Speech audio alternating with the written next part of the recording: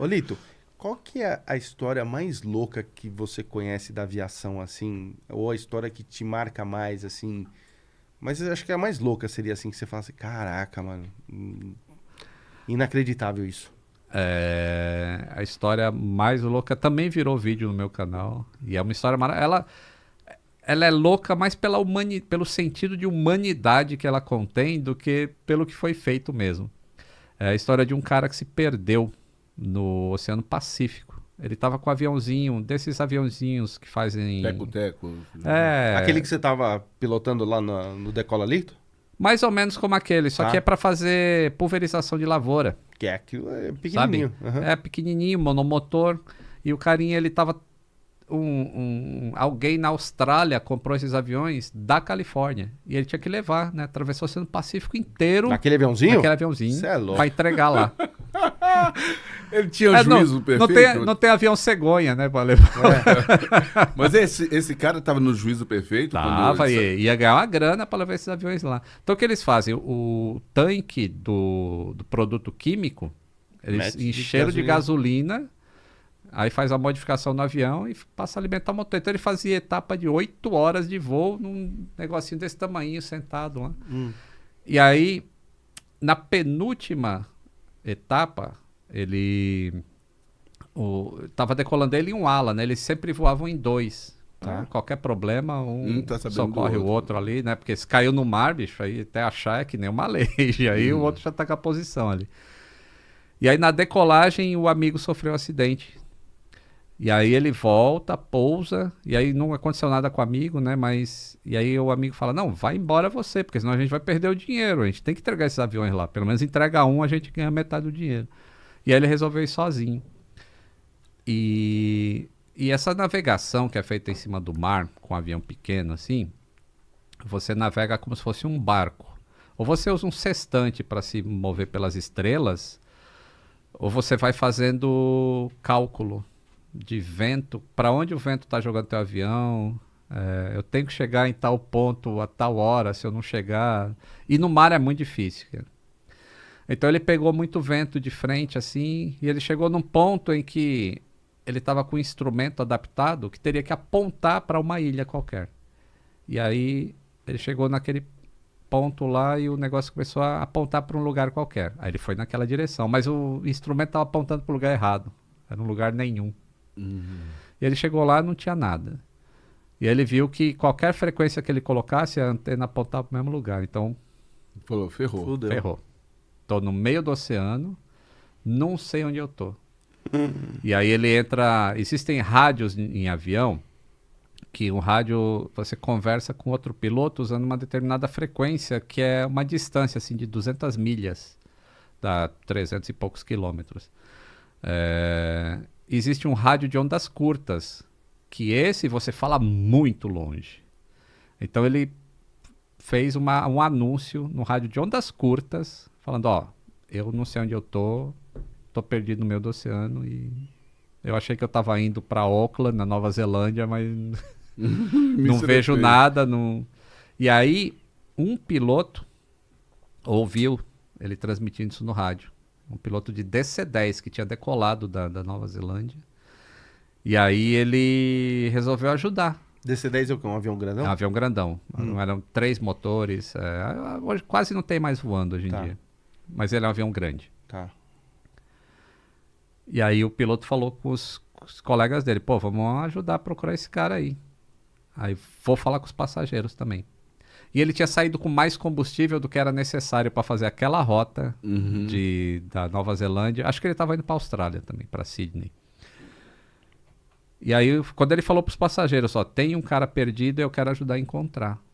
E aí os passageiros falaram, beleza, vamos nessa. Aí foi cada um para a janela, ficou olhando pela janela, ver se achava o cara. E aí o método...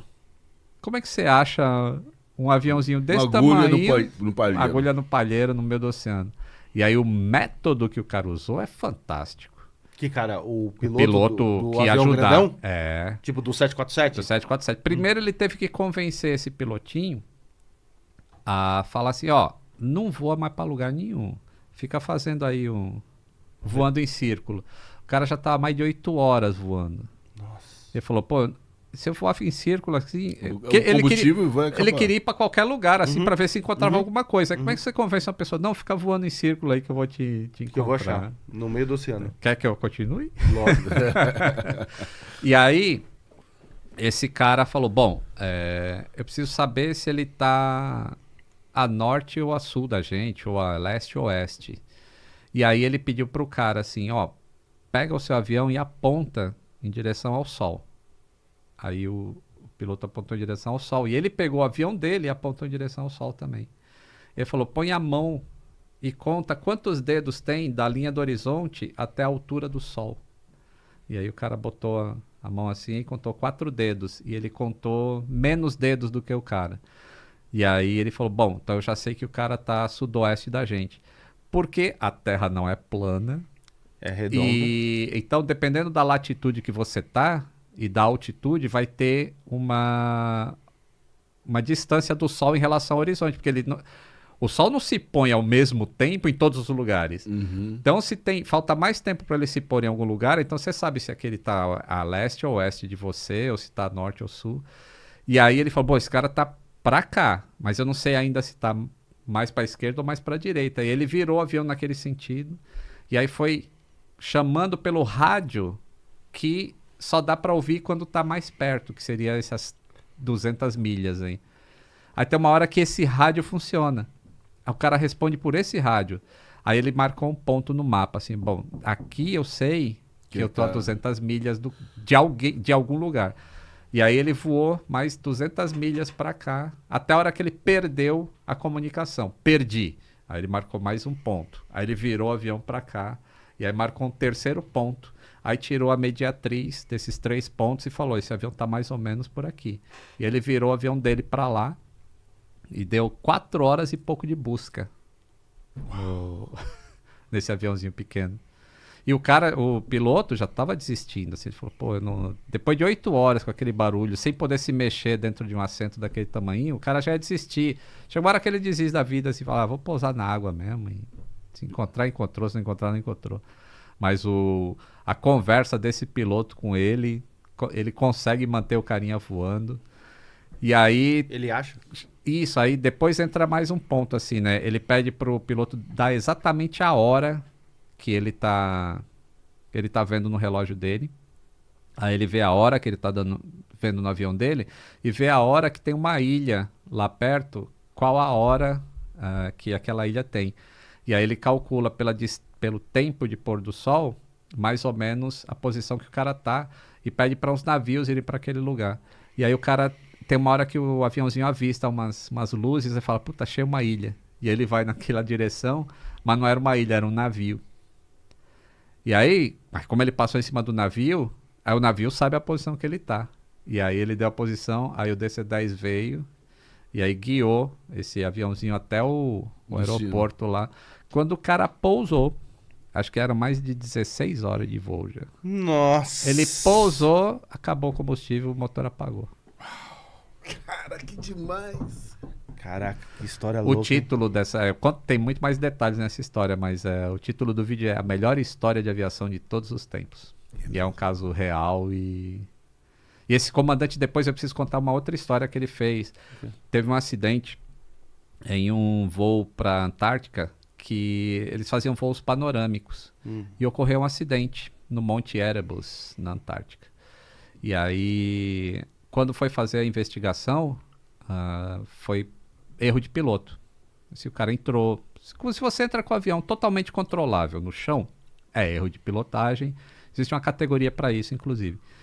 E esse piloto batalhou e falou, não foi só erro de pilotagem. Tem alguma coisa que acontece também quando você voa há muito tempo, em que o teu horizonte e o teu solo e o teu chão, o teu céu, é a mesma coisa. Então, na Antártica, assim, é gelo branco e céu branco. Isso cria uma ilusão que pode te levar a cometer determinados erros. E hoje em dia isso foi muito aprendido por causa desse piloto. O mesmo que salvou o cara conseguiu reverter esse relatório de acidente, que não foi erro de pilotagem, foi essa... Então ele é um perito, né? É um perito e morreu, acho que tem uns 2, 3 anos aí, tadinho. Na My Lady. Foi ele que desligou. Foi ele, o cara manja